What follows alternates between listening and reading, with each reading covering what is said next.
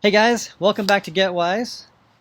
We're in Proverbs chapter 30 today, and there's a lot to get to. And so, without any further ado, I just want to encourage you to go ahead and, in a second, pause the video. And I want you to write down anything that sticks out to you if you have your journal with you. Also, notice that 6 times he mentions 4 things kind of together. And so, I would encourage you to jot those things down and begin to ask yourself, as he's making these big observations, why? Why would he say these things? Why would he talk about these things? And what are things that we can learn from them? So go ahead and pause the video, jot those things down, read through the chapter, and we'll come back. All right, well, thank you for pausing the video. Welcome back. First thing I just want to note about chapter 30 is at the top of it, your Bible may mention that these are the sayings of Agur. So up until this point, the Proverbs have been written by Solomon. Okay, King Solomon was said to be the wisest man who ever lived. As we mentioned before, God gave him the choice of asking for anything, and he asked for wisdom, and God gave it to him in abundance. And so a lot of the things we've been reading so far have been Solomon's wisdom, but today it's a different guy. It's a guy named Agur. By the way, probably not a great baby name if you're looking for names for the future, but you probably knew that already. So, before we jump in, I just want to mention this chapter is very challenging. I had to do some extra research today. I like to use the New American Commentary on Proverbs. And so if you decide at some point, boy, I really want to understand this more and I want to dig in, maybe get some scholarly help, I would encourage you to check that out. I've done some of that research for us today to begin talking about some of these things. And even still, there's some things that are kind of like a little confusing. So anyway, I want to jump in the very beginning. He says some very interesting things right off the bat. He says, I am weary, O God. I am weary and worn out. Anybody relate to that? Especially in this season? Now, not for the same reasons as him, but I think some of us can relate to feeling that way. Weary and worn out. But then he says, I am too stupid to be human and I lack common sense. I've not mastered human wisdom, nor do I know the Holy One. Now, you may be wondering to yourself as you're reading this, why in the world would I listen to this guy? How did this guy's sayings get put in a book of wisdom if he's saying, I'm stupid and I don't know wisdom, I don't know God? That's a great question, by the way. What I have kind of deduced as I began to look at this, I think what he's trying to say is that as he's trying to understand the world and understand the wisdom of God, he's realizing, one, it makes him tired, and two, he's realizing how far, even after all the understanding he's gained and all the wisdom maybe he's grown in, how far he is still from where God is. And so, in comparison to the wisdom of God, he's saying, I'm stupid. I don't have any wisdom. And I think in terms of knowing God, you see later him saying things like, who but God goes up to heaven and comes back down? Who holds the wind in his fist? So he has an understanding of who God is. And so him saying, I don't know God, again, is one of those things, and it's something that happens, I think, for all of us in our spiritual journey. As we get closer and closer to God, there are times we look at the scripture and realize, man, in comparison to the holiness and perfection of God, I am so far away. I don't even come close. And there are times maybe before my walk, I felt like I was getting, I'm learning a lot, man. I'm getting pretty good.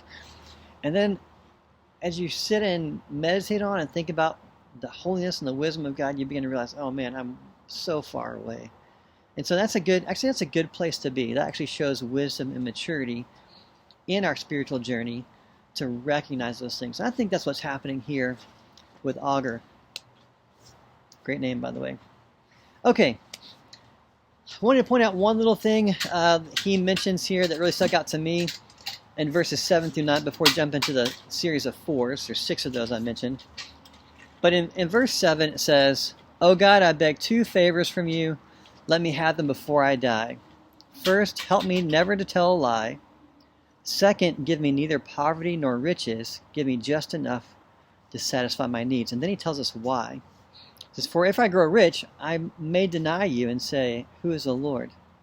If I am too poor, I may steal and thus insult God's holy name. It's interesting. He's asking God, give me these two things. Give me the ability to go through life without lying. I think it's a really honorable thing for us to aspire to. That even in hard situations where maybe it's easier to not tell the truth, to get out of something, maybe to get more what we want, to just be honest and always be a person of integrity and honor and tell the truth. I know practically that can be really hard, especially, hey, I really want to go to the coast, and if I call in sick to my job, I can go.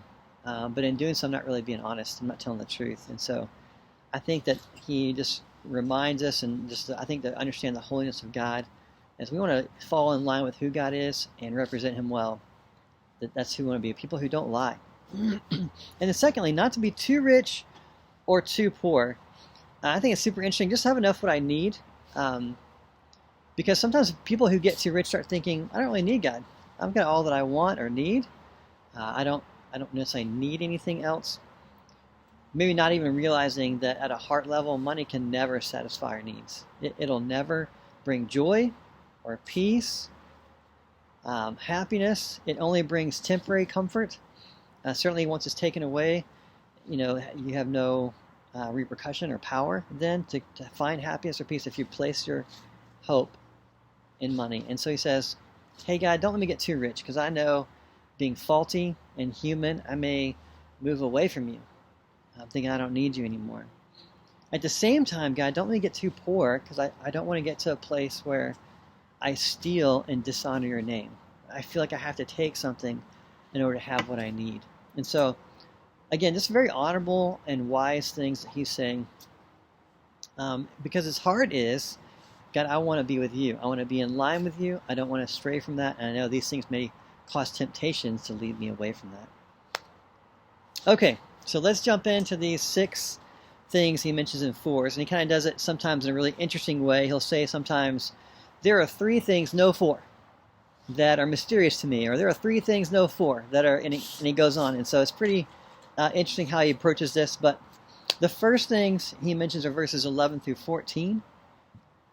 He really kind of describes 4 kinds of sin or wickedness, things that he describes as things that are apart from God. And the first one is to curse your father or not thank your mother. Wow.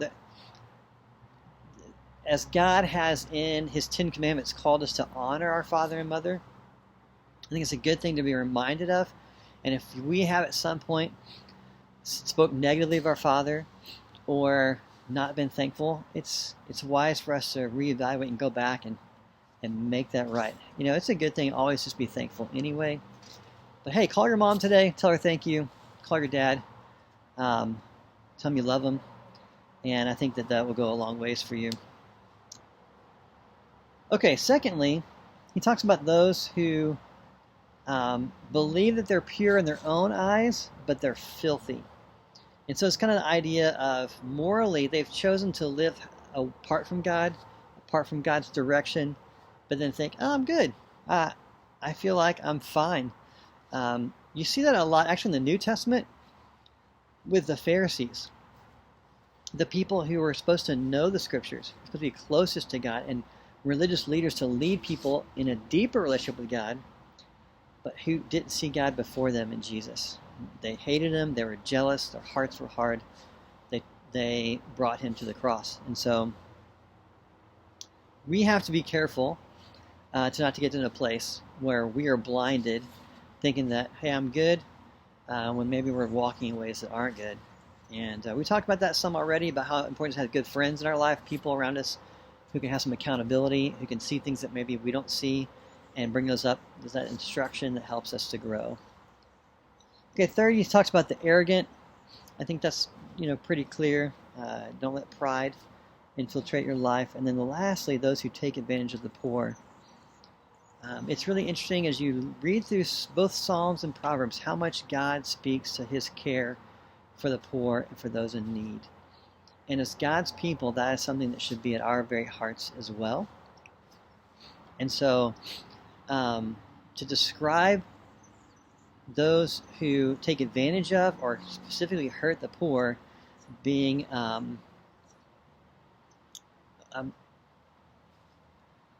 me see if I can find it here. They devour the poor and the needy from among humanity. These are things that he's saying, man, this is wicked, this is wrong. Okay, now let's jump into these 4 things real quickly. I know that we're already kind of going a little long, but there's a lot here. So the 4 things are never satisfied. I think you can pretty much kind of see how these fit into that. The grave, I mean, people are always dying. So the barren womb, I think it's interesting, this longing for a child when you can't have one. It's not meaning that the woman's in a bad place for longing for that or anything. It's just saying that desire is there, and as long as it's barren, will continue to be there. The third is a thirsty desert. I mean, you can pour water in a desert, it's going to drought and will still be desert. And then the fourth, a blazing fire, how it continues to consume things. Now, why mention these things? Why is he talking about these 4 things that are never satisfied? Maybe he's just making observations. Hey, I've noticed these things, they just continue to go, like they can never have enough. But perhaps he's kind of talking to us, say, don't be like that. Don't be greedy. Don't be, and as I was reading through the commentary, it mentioned this idea of parasitic, where you just kind of attach yourself and continue to take without giving. And so perhaps that's a explanation for why he mentioned these 4 things. Okay, then he talks about 4 things that are amazing or beyond understanding. He talks about the eagle that glides through the sky, the snake that slithers on the rock, the ship that navigates the ocean, and how a man loves a woman. And just talk about how these are mysterious. You have to remember, this is a time where there's not a lot of scientific evidence and understanding, glide and currents or all those things. Looking at this and the eagle in the air and thinking, wow, that's just amazing. I don't even know how that works. And just in awe of that. And I think that's really a good place for us to be at times, to step back and see what God does and say, that's incredible. And I think, too, this idea of love, a man loves a woman, is mysterious. How does that happen? How does someone continue to love someone well? Now, I will say, too, in some of my research, that there's one commentator who said, based on the very next verse that talks about the adulterous woman, how she consumes a man and then wipes her mouth and says, what's wrong with that? Gave an alternative idea that these things, for example, when an eagle flies there, you don't see a trail or where it comes from. When a snake slithers on the right, they don't leave evidence behind of where they've been.